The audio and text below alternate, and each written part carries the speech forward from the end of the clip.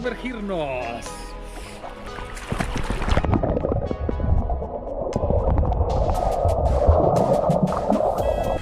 Al estilo del negrillo.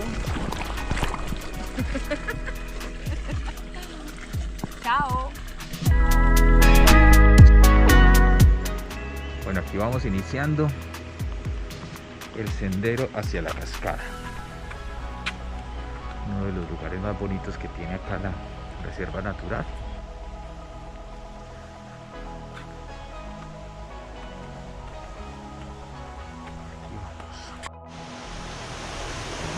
Aquí vamos haciendo el recorrido de este hermoso senderito hacia las cascadas.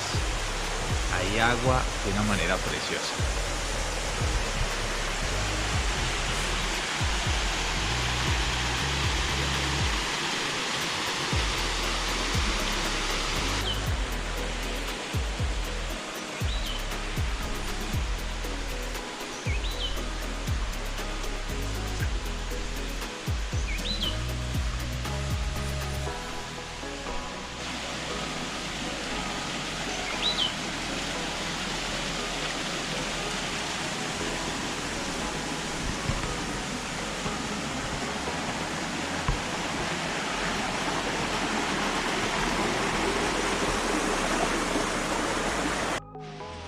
Bueno, ya casi llegamos a nuestro destino.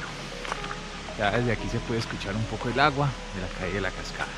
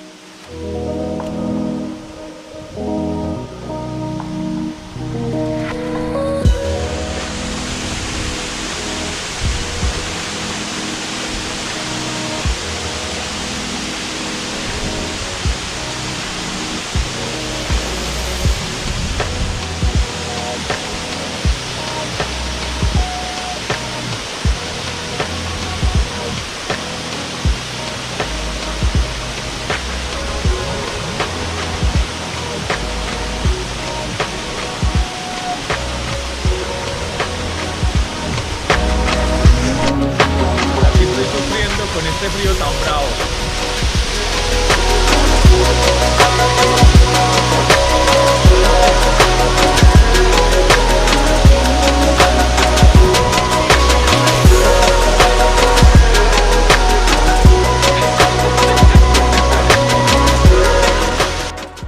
Bueno, y así nos vamos de la cascada. Así me dijo la mula del tren.